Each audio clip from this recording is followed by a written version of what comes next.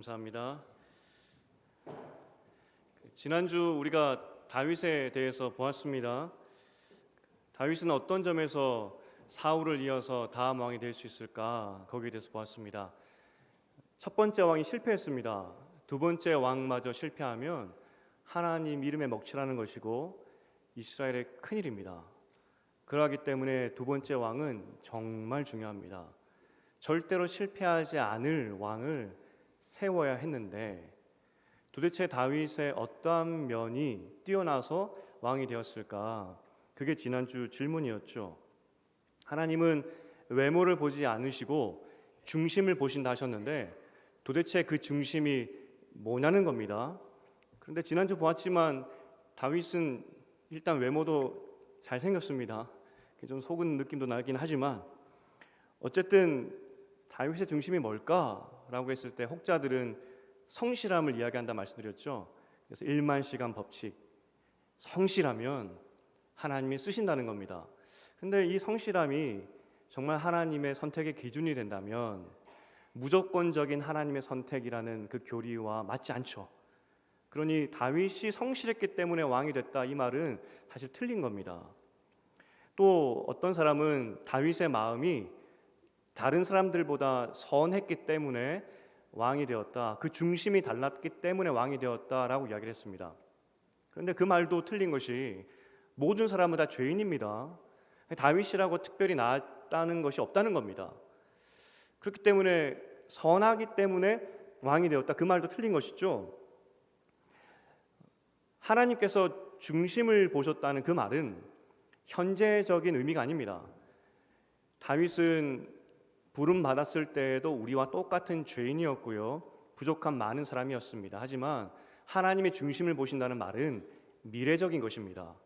다윗도 우리와 똑같지만 하나님께서 다윗을 연단시키시고 훈련시키시고 다윗이 설사 죄를 짓는다 할지라도 떠나지 않아서 그 마음을 하나님께 합한 사람으로 만들겠다는 미래적인 선언이고 하나님의 자신감입니다. 평범한 다윗을 내가 내 마음에 합한 사람으로 만들어 가겠다는 하나님의 자신감이라는 것이죠. 그래서 다윗이 왕이 된 겁니다. 그런데 문제는 우리가 너무나 잘 알고 있는 오늘 본문의 내용입니다. 여전히 10대였을 다윗이었는데 너무 탁월합니다. 어떻게 10대 아이가 그 크게 보면 한 3m까지도 이야기를 하는데 3m 정도 되는 그 거대한, 그리고 57kg의 무게를 가진 그 갑옷으로 무장한 그 사람을 쓸어 넘어뜨릴 수 있냐는 겁니다. 정말 탁월하지 않습니까? 여러분, 이런 위인 전기를 읽어보신 적 있으십니까? 적어도 이거는 신화급 아니겠습니까? 남달랐다는 겁니다. 그렇지만 다시 한번 말씀드립니다. 다윗이 이렇게 남달랐기 때문에 왕이 된 것이 아닙니다. 그럼에도 불구하고 다윗은 골리앗을 이겼습니다. 막 헷갈리죠. 그래서 우리 마음 가운데 그럼에도 불구하고 다윗의 중심은 좀 다른 거 아닙니까? 라는 생각이 자꾸 든다는 겁니다. 그래서 오늘의 설교의 중심은 다윗은 평범하다는 것을 제가 이제 설명해 드려야 됩니다. 남달라서 골리앗을 이긴 것이 아니라 우리도 골리앗을 이길 수 있다는 것을 여러분에게 설득시켜야 되는데, 결론을 미리 말씀드리면 여러분도 골리앗을 이길 수 있다입니다. 설득이 될지는 이제 끝까지 가봐야 되고요. 오늘 본문에 다윗을 설명할 때 어렸다라는 것이 3번 강조됩니다. 그러니까 그 당시는 어른 중심이고 지금도 그렇지만 특별히 역사는 어른 중심입니다. 다윗은 어렸기 때문에 어른 중심의 사회에서 존재감이 제로입니다. 존재감이 없다는 거죠. 16장 14절부터 사울이 악신에게 잡혀서 이제 굉장히 어려움을 당합니다. 그 당시에는 이제 음악으로 치료하는 것들이 유행했었습니다. 그래서 신하들이 이야기를 합니다. 그 음악으로 당신의 마음을 위로해 줄 수 있는 그런 사람을 찾아봅시다 라고 하고 찾은 사람이 누구냐? 다윗이었습니다. 16장 18절인데 우리 함께 읽어보겠습니다. 16장 18절입니다. 시작. 내가 베들레헴 사람 이스의 아들을 본즉 수금을 탈 줄 알고 용기와 무용과 구변이 있는 준수한 자라. 여호와께서 그와 함께 계시더이다. 이렇게 이야기합니다. 신하들이 지금 굉장히 어려움에 있는 그 사울을 위해서 한 명을 추천하는데 그것이 다윗이었습니다. 남달랐다는 겁니다. 어린데 악기도 잘하고 어린데 용기와 무용이 있어서 저 아이는 크면 분명히 훌륭한 장군이 될 것입니다. 어린데도 말도 잘합니다. 어린데도 벌써 잘생겼습니다. 무엇보다 어린데도 하나님이 그와 함께합니다 라고 하면서 다윗을 추천합니다. 극찬이죠. 이스라엘 가운데 이 10대 후반의 아이들이 몇 명이었겠습니까? 수십만이었지 않겠습니까? 그런데 그 중에서 다윗이 뽑혀옵니다. 불러놓고 봤더니 너무 잘합니다. 그래서 사울이 16장 21절에 사울이 그를 크게 사랑하여 자기의 무기를 드는 자로 삼고 라고 이야기합니다. 너무나 좋았습니다. 그러니까 무기 드는 자를 삼았다는 것은 신복입니다. 자기를 도와주고 옆에 붙여놓겠다는 겁니다. 그만큼 다윗이 마음에 들었습니다. 요나단에게도 무기 든 자가 있었듯이 지금 사울이 그렇게 삼았다는 것이죠. 그런데 그 다음부터 좀 이상합니다.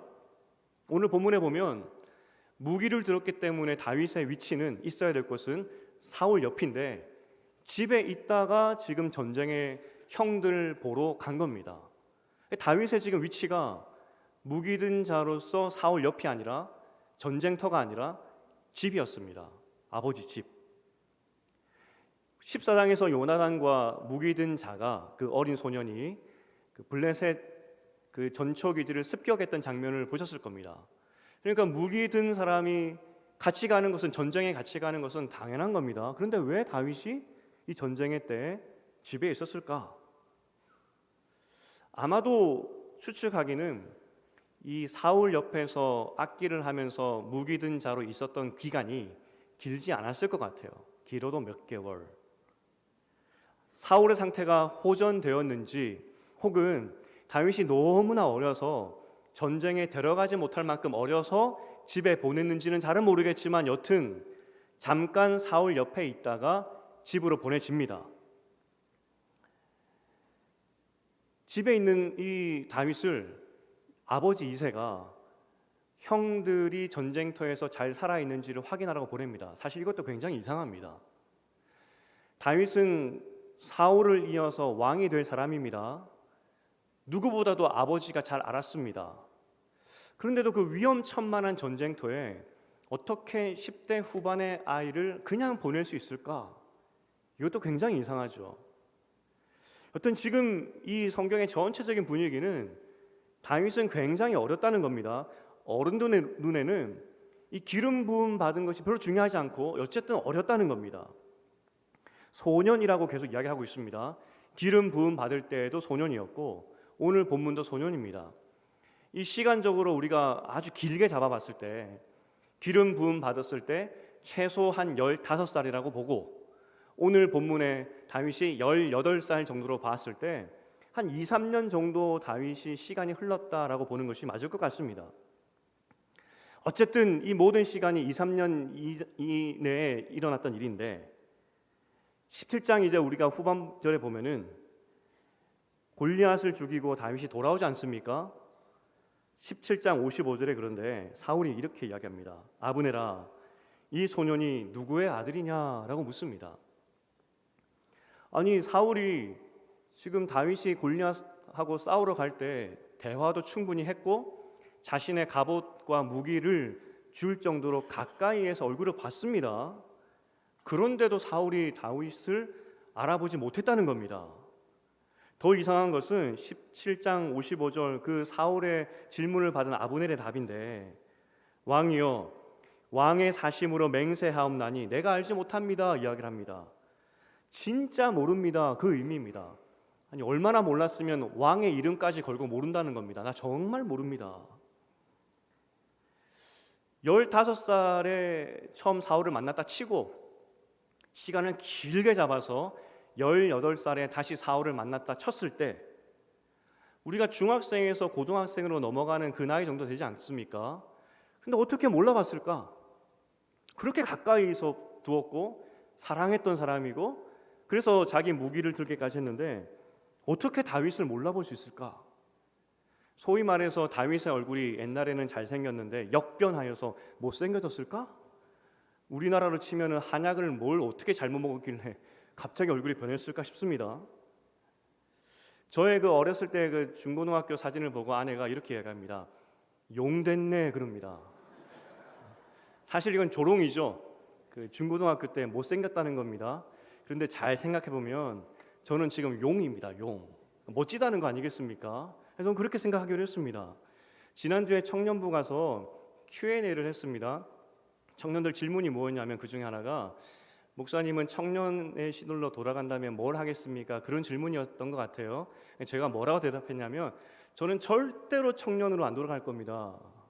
용인데 굳이 돌아갈 이유가 없죠. 그래서 저는 그 질문에 답할 수가 없습니다라고 이야기를 했습니다. 사울과 아브넬이 어떻게 다윗을 잊어버릴 수 있을까? 어떤 학자는 알아봤을 거다라고 이야기를 합니다. 그런데 정황상 아무리 봐도 사울과 아브넬은 이 다윗을 몰라봤던 것 같습니다.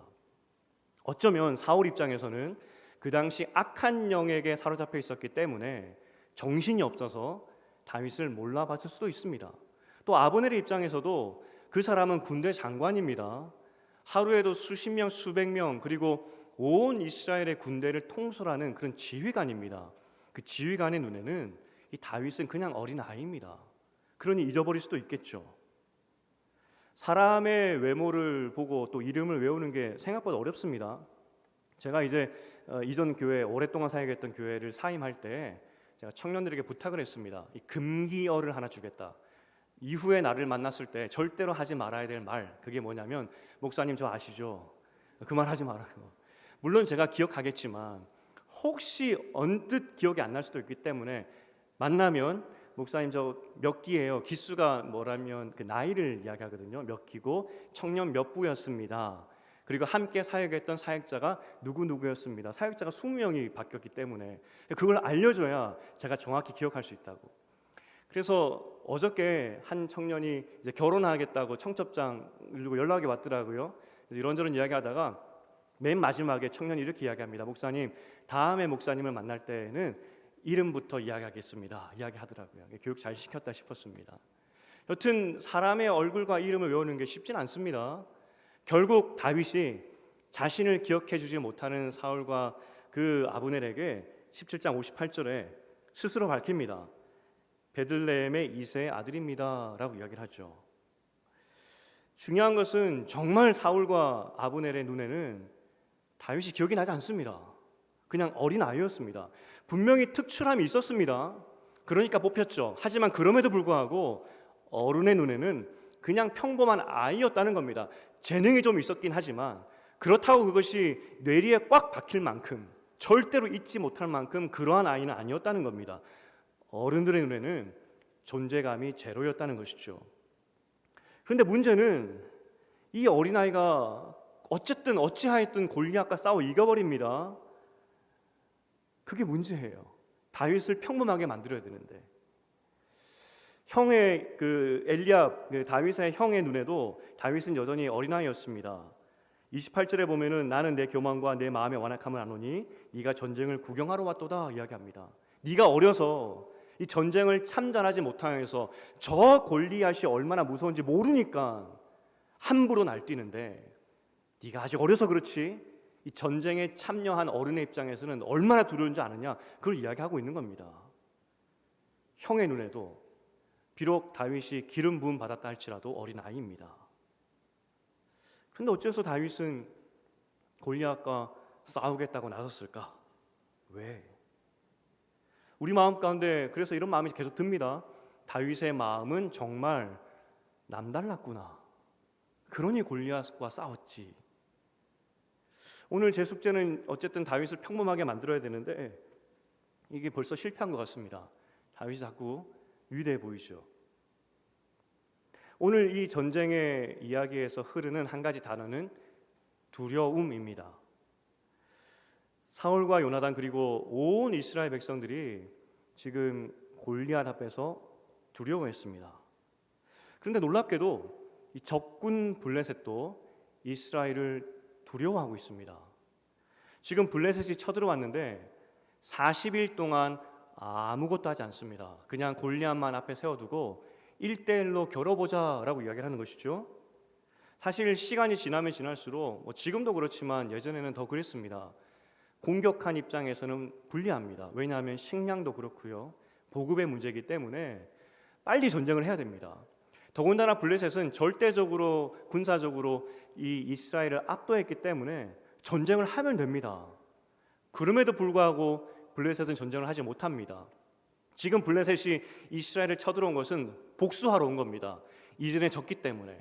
어쩌면 그러하기 때문에 이 전쟁은 지난주에 보았지만 경제 전쟁이 아니라 자신들의 신의 이름을 걸고 전쟁하러 왔을 확률이 굉장히 높습니다.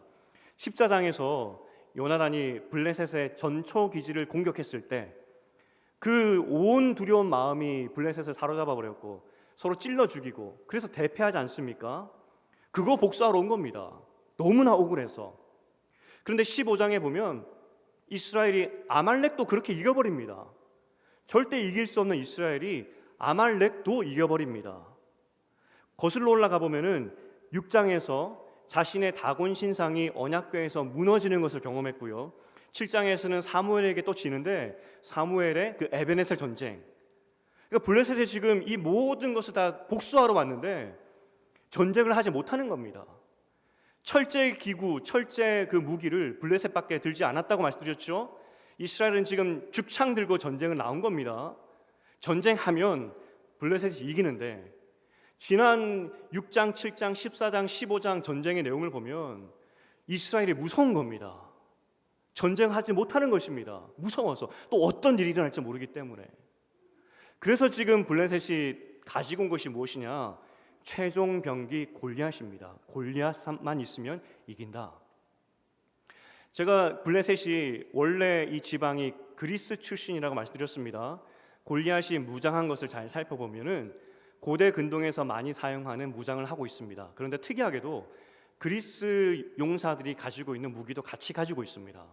지금 블레셋은 그 큰 몸에 고대 근동 가나안 땅에서 가지고 있는 최고급의 무기를 가지고 있을 뿐만 아니라 바다 건너 그리스에서 가지고 있는 그 무기들, 최첨단 무기로 완전 무장한 것이 골리앗입니다.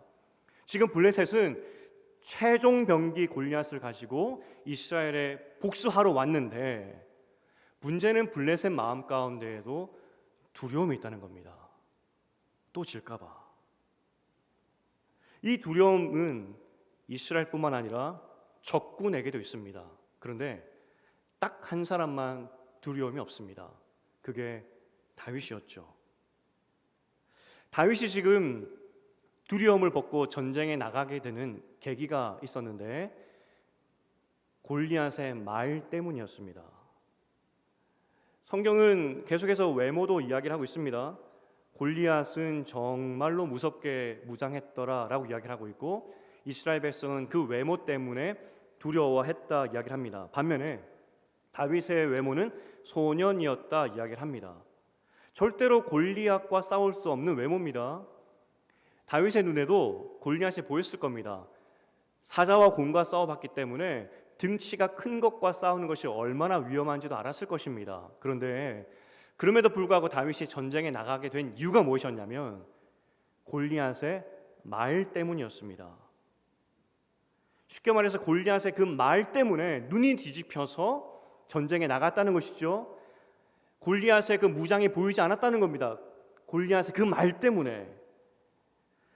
다윗이 들었던 골리앗의 그 말이 무엇이었냐면 이스라엘을 향한 그리고 하나님을 향한 모욕이었습니다. 이 모욕은 사울도 들었습니다.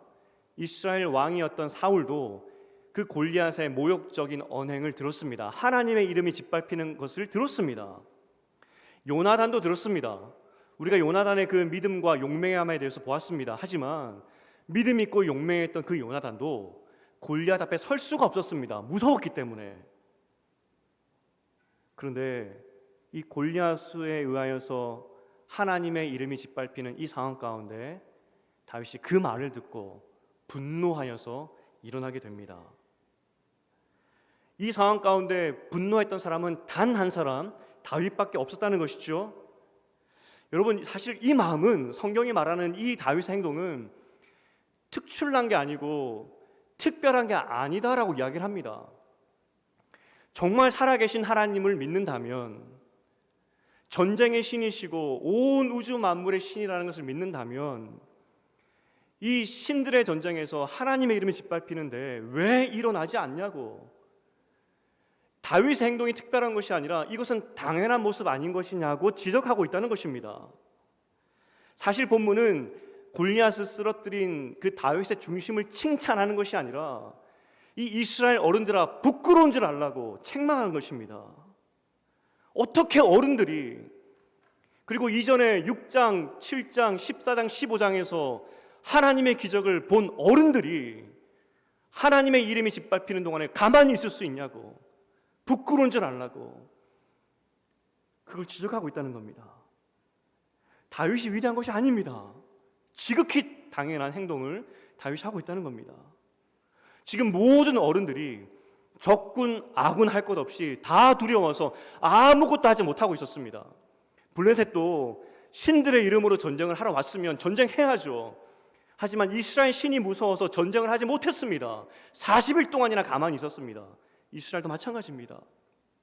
하나님의 이름이 짓밟히는 것을 보았지만 아무것도 하지 않았습니다. 이게 어른들의 행태였습니다. 하지만 다윗은 달랐습니다. 하나님의 이름이 짓밟히는 것을 보고 저거 아니지 않냐고, 어떻게 하나님의 이름이 저렇게 짓밟힐 수 있냐고 일어섰다는 것이죠. 모든 어른들이 두려워할 때 딱 어린아이 하나, 소년 하나가 일어섰다는 겁니다. 우리가 주기도문 첫 구절이 어떻게 시작되는지 아실 겁니다. 하늘에 계신 우리 아버지여, 이름이 거룩히 여김을 받으시오며. 하나님께서 우리를 구원하신 이유는 잘 먹고 잘 살고 이 땅 가운데 행복하게 살라고, 누리며 살라고 부르신 것이 아닙니다. 우리는 하나님의 이름이 이 땅 가운데 거룩해지기를 소원하는 것, 그것으로 부름을 받았다는 겁니다. 여러분이 믿고 있는 이 교리 안에 첫 번째 질문이 무엇인지 아십니까? 사람의 죄일 되는 목적이 무엇일까? 사람이 존재하는 이유가 무엇일까라고 했을 때 그 답은 하나님의 이름을 높여드리는 것, 그게 답입니다. 그런데 하나님의 이름이 욕되고 있습니다. 어떻게 사람이, 하나님의 백성이 가만히 있을 수 있냐고 그것을 지적하고 있는 것입니다. 굳이 다윗이 잘한 것이 무엇이냐라고 묻는다면 그냥 믿음대로 행동했다는 겁니다. 마땅한 일을 했다는 것입니다. 하나님의 이름이 짓밟히니 일어선 것, 분노한 것, 그것이 다윗이 잘한 것. 그런데 그것은 우리가 해야 될 마땅한 반응이었다는 것입니다. 존재감 아무것도 없던 그 다윗, 어른들이 가만히 있을 때 하나님을 위하여서 분노했던 다윗. 그런데 그것이 우리의 모습이 되어야 된다는 겁니다. 다윗의 중심이 무엇일까? 하나님은 어떻게 다윗의 중심을 보고 왕 삼으셨을까? 아무리 봐도 남달라 보이죠. 하지만 다시 한번 말씀드립니다. 다윗이 남다른 것이 아니라 그건 우리 마음이 되어야 됩니다. 하나님의 영광을 위해서, 하나님의 이름이 이 땅 가운데 높여지는 것을 위해서 우리는 다윗처럼 일어서야 된다는 것이죠. 다윗이 고백을 합니다. 나는 만군의 여호와의 이름, 곧 네가 모욕하는 이스라엘 군대의 하나님으로 이름으로 내게 나아가노라. 어린 그 10대 후반의 소년의 입에서 하나님의 이름이 높여집니다. 만군의 여호와, 창조주 하나님, 전능하신 하나님, 우리를 한 번도 버리신 적이 없고 우리를 대신 싸워주시는 그 군대의 하나님의 이름으로 나는 간다.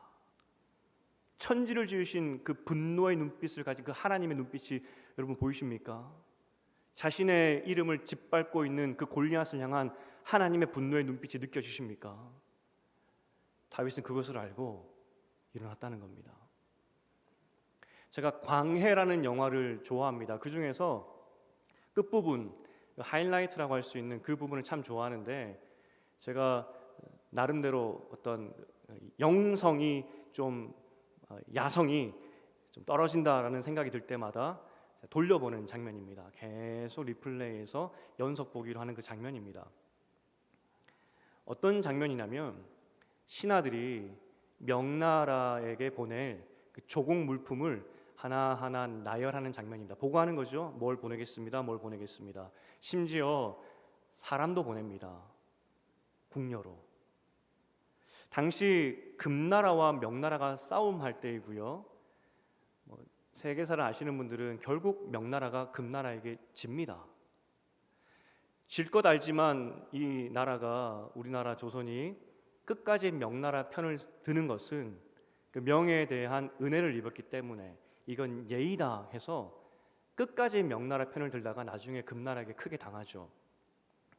어쨌든 이제 명나라가 전쟁에서 자꾸 밀리니까 조선의 군대도 이 원군으로 보내라 이렇게 됐던 것 같습니다. 그래서 2만 명의 조선 군대를 이제 전쟁터로 보내는 겁니다. 우리나라 전쟁이 아니라 명을 위해서. 그 왕의 입장에서 기가 찬 것이죠. 그런데 마침 그 한 신하가 이야기를 합니다. 아니 지금 오랑캐가, 바다 건너 오랑캐가 우리나라에 쳐들어와서 힘들게 하는데 그 2만 명의 군사를 명나라를 위해서 보내버리면 누가 오랑캐를 막습니까? 라고 이야기를 할 때 한 신하가 이야기합니다. 오랑캐와 싸우다 죽더라도 명을 위해서 2만 명의 군대를 보내야 됩니다. 그렇게 대답을 합니다. 신하들은 다 수긍을 하죠. 그때 왕이 분노하면서 적당히들 하시오, 적당히들. 대체 이 나라가 누구 나라요? 뭐라? 이 땅이 오랑캐에게 짓밟혀도 상관없다고?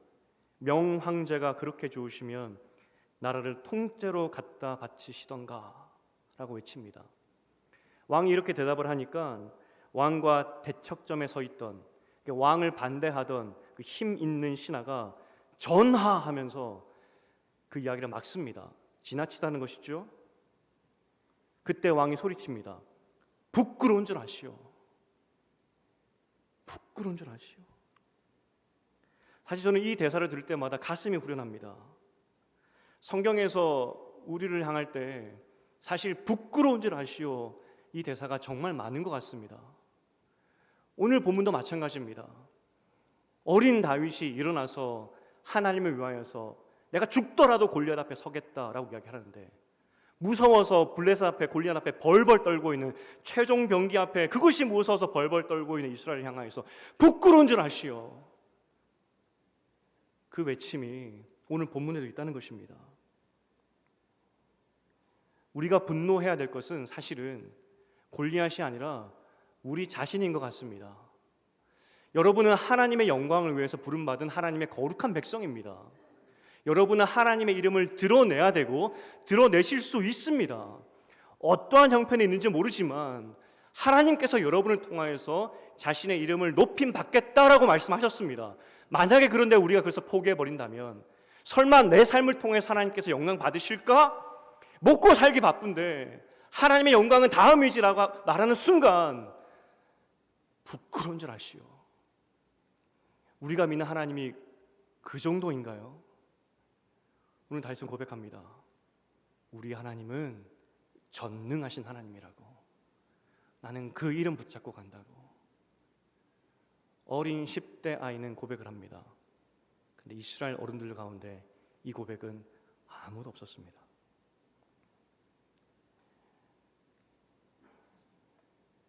제가 예전에 예를 들었지만 여러분, 지금도 하나님의 영광을 위해 사는 사람들이 굉장히 많습니다. 두 끼만 먹어도 좋으니까 우리 자식들 세 끼가 아니라 좀 덜 먹어도 두 끼만 먹어도 좋으니까 하나님 잘 믿는 사람 됐으면 좋겠습니다 라고 기도하는 장로님이 계셨습니다. 지금도 나는 정말 무익한 종입니다 라고 하면서 눈물로 기도하시는 그런 권사님들도 계시고요. 우리가 최근에 2번의 장례식이 있었지만 우리 선배들을 떠나보내면서 나는 무익한 종이지만 하나님의 영광을 위해서 최선을 다해 살겠습니다, 그 삶을 보여주신 선배들이 있었습니다. 그리고 지금도 그런 선배들이 있습니다. 우리 교회만 있으신 줄 아시나요? 지금 이 자리에는 제가 너무나 좋아하는 친구 목사가 있습니다. 미국에서 이름만 대면 아는 그런 굉장히 중요하고 또 위치가 있는 그런 이민교회 담임 목사님인데 친구 응원하러 여기 왔습니다. 제가 자랑하는 겁니다. 뭘 자랑하느냐?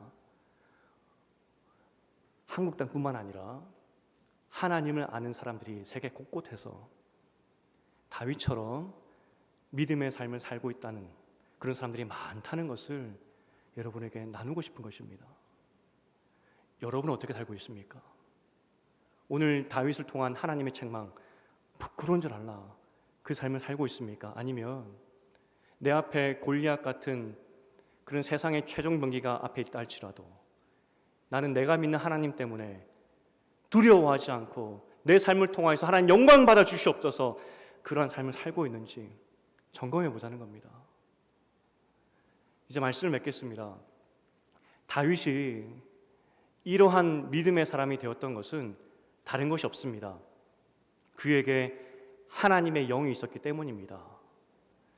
기름 부음 받을 때 하나님의 영이 그에게 임했습니다. 그리고 똑같은 하나님의 영이 우리 가운데 임했습니다. 그 영이 하시는 일이 무엇이냐면 하나님이 누구이신지를 알려주는 것입니다. 다윗의 고백이 뭐라고 했죠? 전능하신 하나님, 이스라엘의 군대의 하나님이 내 하나님이라고 고백을 합니다. 우리가 다윗처럼 일어나기 위해서 한 가지 방법밖에 없습니다. 내가 믿는 하나님이 어떠한 하나님인지 정확히 본다면, 하나님의 그 위대하심이 내 눈에 보인다면, 그 하나님의 전능하심이 믿어진다면 우리는 다윗처럼 일어설 수 있다는 것입니다. 여러분은 어떤 하나님을 믿고 계십니까? 그저 우리의 가운데 먹고 살기에 그런 축복을 주시는 그 정도의 하나님만 믿고 계십니까? 아니면 정말 전능하신 천지를 지으신 그 하나님을 믿고 계십니까? 우리가 이제 일어서서 찬양 드리실 텐데 주 하나님 지으신 모든 세계 찬양 드리고 싶습니다. 그 찬양의 가사 우리 다 아시죠? 하나님의 이름을 높여드리는 겁니다.